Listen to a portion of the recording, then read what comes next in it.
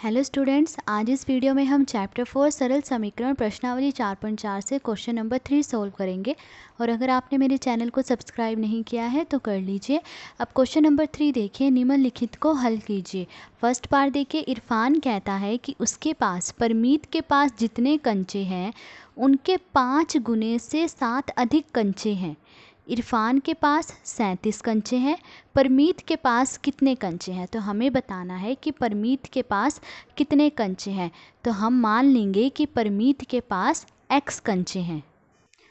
तो माना परमीत के पास कंचे कितने हैं? x। हमने मान लिया कि परमीत के पास x कंचे हैं। तब इरफान के पास कंचे कितने होंगे? तो देखिए, क्वेश्चन में दिया गया है कि इरफान कहता है कि उसके पास परमीत के पास जितने कंचे हैं। परमीत के पास कितने कंचे माने हमने? x। तो परमीत के पास जितने कंचे हैं उनके 5 गुने। तो x का 5 गुना, तो x का 5 गुना कितना होगा? 5x।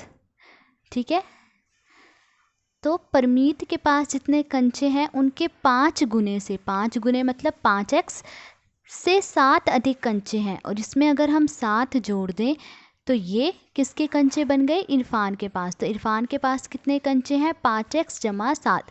परमीत के पास जितने कंचे हैं x उसका 5 गुना, फिर जमा 7, 7 अधिक कंचे बोले हैं तो जमा 7। तो ये किसके कंचे हैं? इरफान के पास कंचे।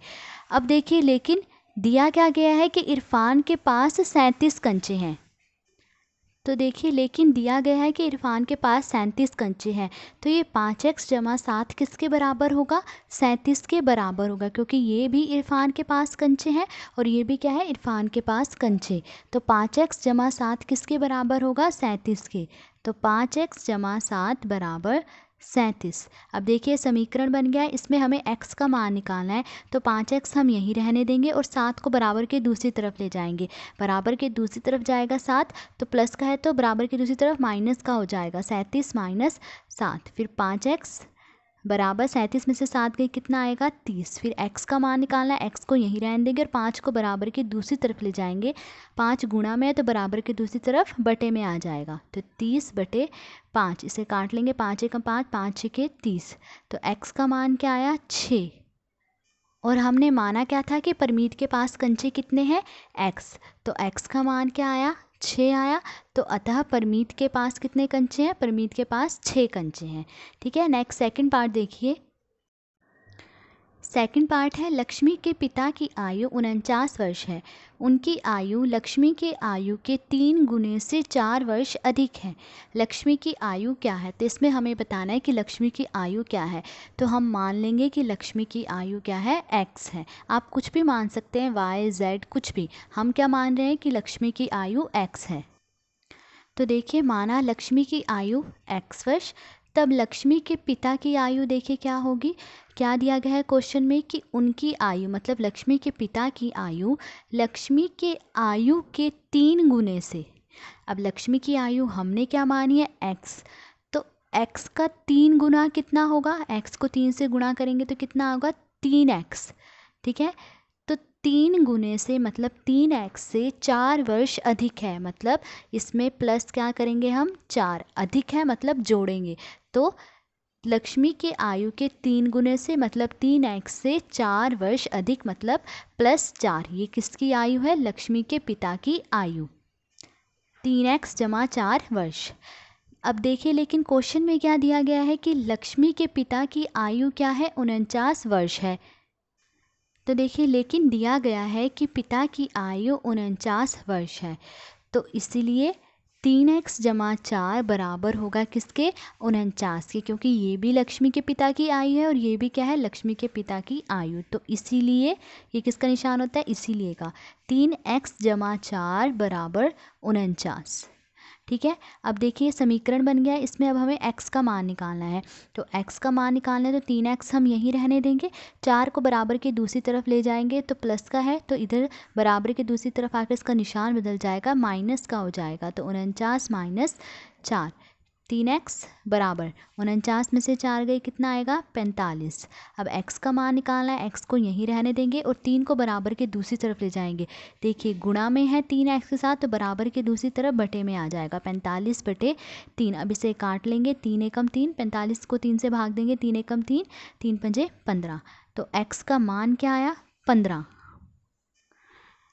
और हमें बताना क्या है, हमें बताना है कि लक्ष्मी की आयु क्या है, और हमने क्या मानी है लक्ष्मी की आयु x वर्ष मानी है। तो x का मान क्या आया 15, तो इसका मतलब लक्ष्मी की आयु क्या है 15 वर्ष।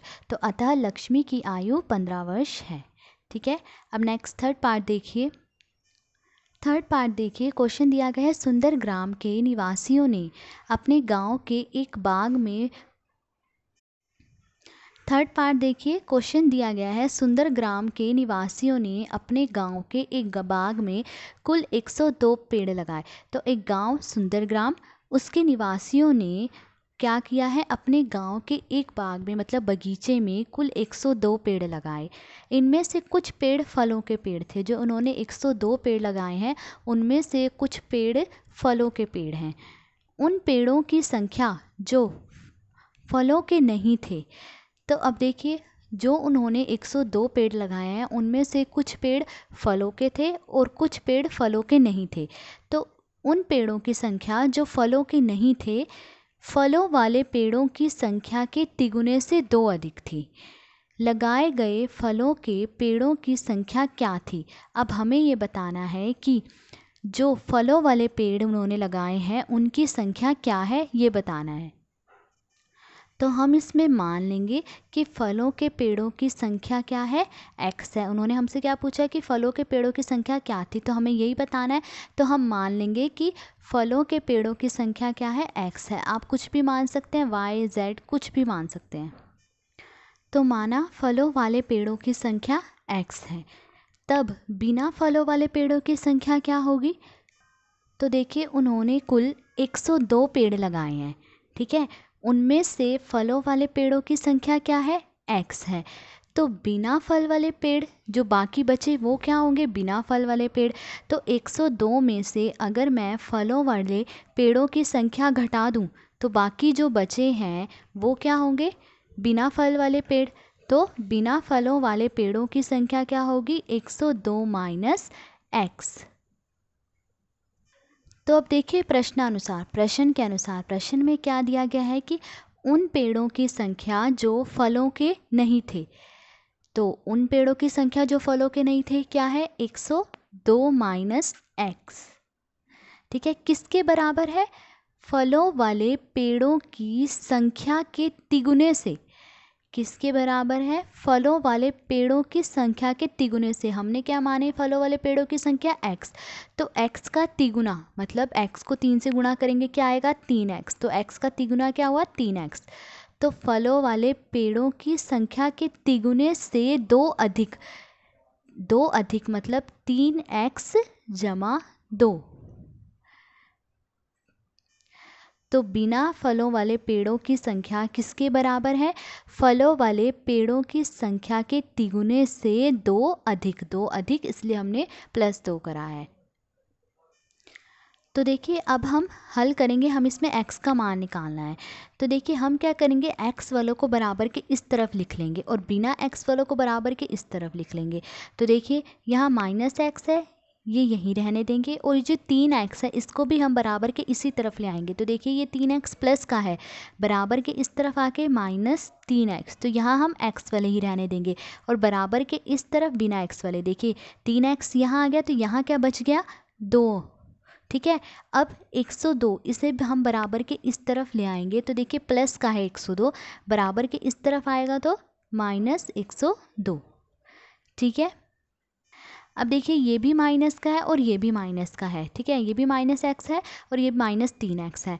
अब इन दोनों को प्लस करेंगे, जब दोनों माइनस के होते हैं तो प्लस करते हैं। तो -1x -3x, 1x में 3x जोड़ेंगे कितना आएगा 4x और माइनस का निशान। तो -x -3x कितना हो गया -4x बराबर। अब देखिए ये प्लस का है और ये माइनस का है, तो जब एक प्लस का और एक माइनस का तो क्या करते हैं हम माइनस करते हैं।